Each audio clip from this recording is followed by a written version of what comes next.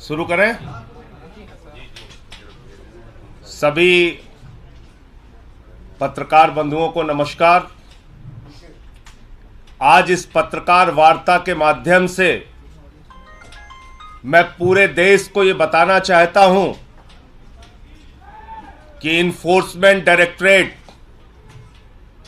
यानी कि ईडी कैसे इन्फोर्सिंग डिक्टेटरशिप बन गया है, कैसे तानाशाही पूर्ण रवैया अपनाए हुए है, इसका एक एक करके आपके सामने आज खुलासा करूंगा। ईडी जो देश की सबसे ताकतवर जांच एजेंसी के रूप में आप सबके सामने प्रस्तुत की जाती है,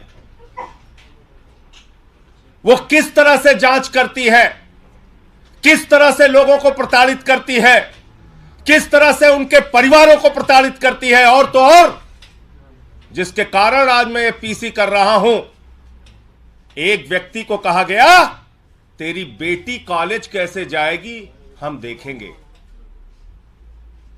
बेटी को धमकी, पत्नी को धमकी, बूढ़े मां बाप को धमकी, मारना पीटना प्रताड़ित करना और उसके बाद जबरन बयान लेना। यह मैं नहीं कह रहा हूं, यह न्यायालय के सामने उन लोगों के बयान हैं जिनसे जबरन मारपीट करके उनके परिवारों को धमकी देकर उनसे बयान लिया गया। और मैं एक एक करके नाम पढ़ रहा हूं। यह पहला नाम है चंदन रेड्डी का। यह चंदन रेड्डी हाई कोर्ट में पिटीशन करते हैं, माननीय उच्च न्यायालय में याचिका दाखिल करके ये बताते हैं कि ईडी ने इनको मारा, इनको पीटा, इनके परिवार को धमकी दी और कहा जैसा हम कहते हैं वैसा लिख, वरना तेरे परिवार का वो अंजाम करेंगे तू कहीं मुंह दिखाने लायक नहीं रहेगा। ये सारी बातें इसने लिखी है। और इतना ही नहीं, इस चंदन रेड्डी को इतना पीटा गया, इतना मारा गया, इतना मारा गया कि इसके दोनों कान के पर्दे फट गए। दोनों कान के पर्दे फट गए।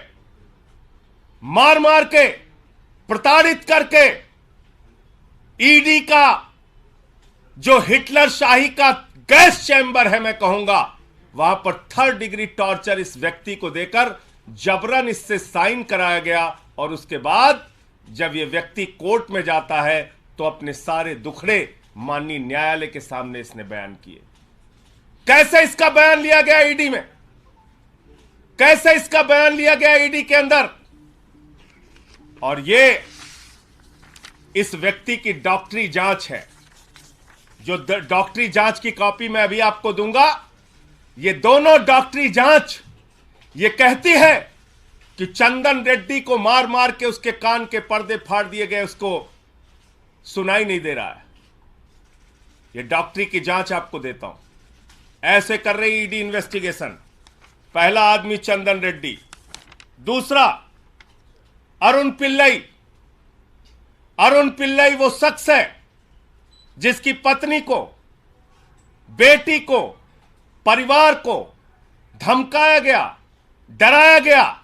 ईडी ने बयान लिया और बयान लेने के बाद यह शख्स कहता है, न्यायालय में लिख कर देता है, माननीय न्यायालय के सामने कहता है मुझसे जबरन झूठा बयान ईडी ने लिया, मुझसे जबरन झूठा बयान ईडी ने लिया।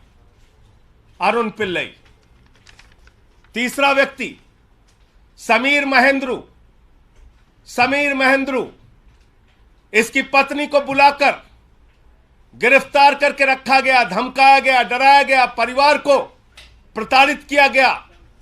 झूठा और जबरन बयान ईडी के द्वारा लिया गया। ईडी ने झूठा और जबरन बयान समीर महेंद्रू से लिया और इसने किसी और के सामने नहीं, माननीय न्यायालय के सामने, माननीय न्यायालय के सामने समीर महेंद्रू ने लिख कर दिया कि जज साहब हमसे तो जबरन झूठा बयान लिया गया। समीर महेंद्रू। तीसरा नाम चौथा नाम भूषण बेलगावी। भूषण बेलगावी, इस व्यक्ति से भी ईडी ने प्रताड़ित करके झूठा जबरन बयान लिया और इसने किसी और को नहीं, जज साहब को जाके कहा, न्यायाधीश महोदय, माननीय न्यायालय, हमारी रक्षा कीजिए, हमसे ईडी ने झूठा जबरन गलत बयान लिया। पांचवा नाम मनास्वामी प्रभु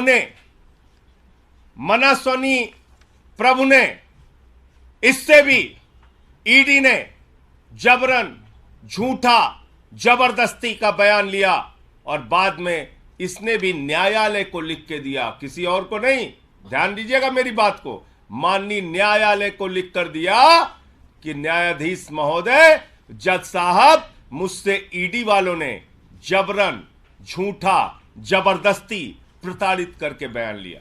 छठवां नाम राघव रेड्डी, ये राघव रेड्डी छठवां नाम। राघव रेड्डी, इसने न्यायालय के सामने जाकर कहा कि न्यायाधीश महोदय, हमको तो दबाव बनाया जा रहा है राजनीतिक नेताओं के नाम लेने के लिए, हम पर दबाव बनाया जा रहा है राजनीतिक नेताओं के नाम लेने के लिए। मैं पूछना चाहता हूं, किसके इशारे पर ईडी काम कर रही है? किसके दबाव पर ईडी काम कर रही है? किसके डायरेक्शन पर ईडी काम कर रही है? क्योंकि एक बहुत चौंकाने वाली बात इनके हाई कोर्ट के पिटीशन में लिखी हुई है चंदन रेड्डी के। क्या कह रहे हैं ये? कह रहे साहब, ईडी के अधिकारियों ने तो मारा पीटा, कान के पर्दे फट गए, वहां कुछ ऐसे भी लोग थे जिन्होंने हमको मारा पीटा, जो ईडी के ऑफिशियल्स भी नहीं थे। ऐसे लोग थे जो ईडी के अधिकारी नहीं थे, उन्होंने भी हमारे साथ मारपीट की। कौन से लोग हैं? किस पार्टी के गुंडे ईडी के दफ्तर में जाके लोगों के साथ मारपीट कर रहे हैं? कौन से लोग हैं जो ईडी के दफ्तर में जाते हैं, पूछताछ करते हैं, मारपीट करते हैं और जबरन बयान लिखवाते हैं? इसका खुलासा होना चाहिए। माननीय हाई कोर्ट के सामने यह याचिका पड़ी है। इसके साथ साथ मनीष सिसोदिया जी के पीएस रिंकू, आप जानते हैं कानून में नियम है, किसी को भी बुलाओ, नोटिस दो, पूछताछ करो, कैमरे में पूछताछ करो और सारी जानकारी ऑन पेपर रखो। ईडी हवाई डिपार्टमेंट हो गया है। फोन करता है, बुलाता, आजा, बैठ इतने घंटे, जा घर जा, फिर आजा, बैठ सुबह से शाम तक, फिर घर जा। आप गुंडागर्दी करके, धमका के, डरा के, कान के पर्दे फाड़ के, तेरी बेटी कॉलेज कैसे जाएगी, इस तरह का बयान देके जांच कर रहे हो? इस तरह का बयान देके जांच कर रहे हो? मैं देश के प्रधानमंत्री से पूछना चाहता हूं, आपने बेटी बचाओ बेटी पढ़ाओ का नारा दिया है, बेटियों के नाम पर धमकी दी जाएगी तो कोई आदमी तो अपने प्राण भी दे सकता है, कागज पे दस्तखत करना तो बहुत दूर की बात है। लड़ना है तो सामने सामने लड़ो, कायरों की तरह बेटी का, पत्नी का, परिवार का सहारा लेके मत लड़ो, सामने सामने लड़ो, जो भी लड़ाई करनी है सामने सामने करो। और आपको याद होगा, देश की पार्लियामेंट में, देश की संसद में मैंने ये सारे विषय सिलसिलेवार करके एक एक मुद्दा उठाया था ईडी के संबंध में और कहा था कि पिछले 8 वर्षों में 3000 छापेमारी ईडी ने की है और मात्र 0.5% ईडी का कन्विक्शन रेट है। और यह कहने पर मुझे प्रिविलेज का नोटिस मिला। बहुत अच्छी बात है, देश की संसद में अब मुझे ये सारे मामले उठाने का अवसर मिल गया। मैं विशेषाधिकार समिति के सामने इन ईडी के अधिकारियों को बुलाने के लिए आज ही ये सारे कागजात प्रस्तुत करूंगा कि ईडी के इन सारे अधिकारियों को बुलाया जाए। विशेषाधिकार, संसद की विशेषाधिकार समिति के सामने मैंने जो मामला पार्लियामेंट में उठाया था, उन आरोपों को ये सारे कागजात 100%, मैं तो कहूंगा 100% से ज्यादा सिद्ध करते हैं कि ईडी राजनीतिक दबाव में जबरन झूठा मामला बनाती है, सरकारों को बदनाम करती है, सरकारों के ऊपर झूठे आरोप लगाती है। शराब घोटाला जैसी कोई चीज, उसका कोई सिर पांव है ही नहीं। जिन लोगों के जबरन बयान लेकर ईडी ने ये सारे मामले बनाए हैं, वो तो न्यायालय के सामने जाकर कह रहे हैं, हुजूर हमें तो मारा जा रहा है, हमारे तो कान के पर्दे फाड़ दिए जा रहे हैं, हमारे परिवार पे दबाव बनाया जा रहा है, हम पे दबाव बनाया जा रहा है और झूठे बयान लिए जा रहे हैं। बहुत अच्छा है, अब देश की, भारत की संसद की, पार्लियामेंट की विशेषाधिकार समिति के सामने जिसने मुझे नोटिस दिया है, ये सारे विषय और मामले मैं रखूंगा और इन सारे अधिकारियों को वहां बुलाने के लिए बोलूंगा कि इन सबको बुलाया जाए और पूछा जाए कि हाई कोर्ट से लेके और न्यायालयों में जो इनके खिलाफ शिकायतें की गई हैं, उसके तथ्य, उसकी सच्चाई, उसकी हकीकत क्या है। मुझे इतनी बात कहनी थी। आपका कोई मुद्दा हो, कोई बातचीत हो, कोई सवाल हो जिन लोगों ने पेटिशन लगाई है, क्या वो सभी आरोपी जो है आबकारी नीति से जुड़े हुए हैं या अन्य मामलों में भी हैं? ये सारे आबकारी नीति के जो बयान लेकर झूठा मामला ईडी खड़ा कर रही है, ये उससे संबंधित है।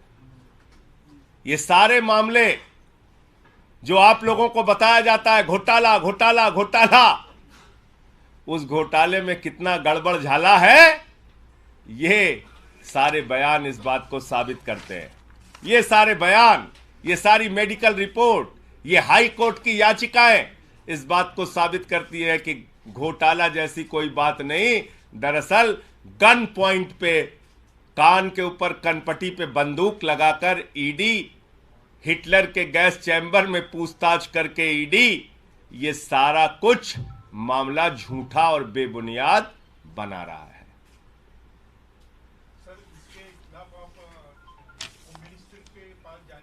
मुझे तो खुद विशेषाधिकार समिति का नोटिस ईडी के मामले में ही मिला है ना। मुझसे तो भारत की संसद ने पूछा है कि भैया बताओ ईडी कैसे गलत काम करती है। तो ये सारे मामले मैं विशेषाधिकार समिति के सामने रखूंगा, पार्लियामेंट में रखूं। पार्लियामेंट तो सुप्रीम कोर्ट से भी बड़ी है। अब इन अधिकारियों को वहां बुलाया जाए और इनसे पूछा जाए कि कान के पर्दे कैसे फाड़ रहे हैं, कैसे कह रहे हैं कि तेरी बेटी कॉलेज नहीं जाने पाएगी।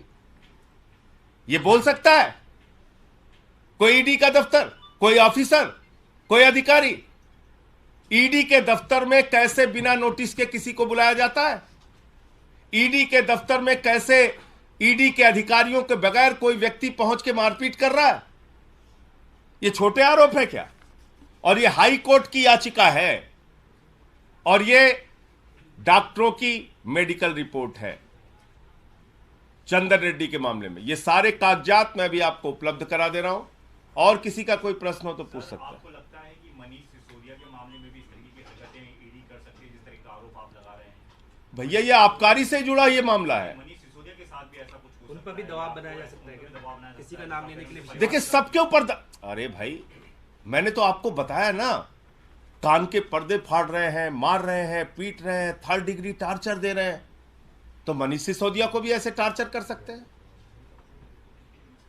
बाकी लोगों को भी ऐसे टार्चर कर सकते हैं, मार पीट सकते हैं,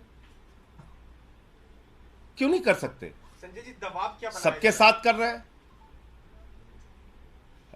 दबाव बनाया जा रहा है। मैं फिर से दोहरा दे रहा हूं आपको सुनना। मनीष सिसोदिया का नाम लेने के लिए भी दबाव बनाया गया और ये जितने आरोपी हैं जिन्होंने ये इसमें साफ साफ लिखा हुआ है इस चंदन रेड्डी की याचिका में कि मेरे ऊपर मारपीट करके, कान का पर्दा फाड़ के परिवार को धमकी देकर ऐसे कागजात पे दस्तखत कराए गए, ऐसे कागजात पे हस्ताक्षर कराए गए जिनके बारे में मुझे कोई जानकारी नहीं।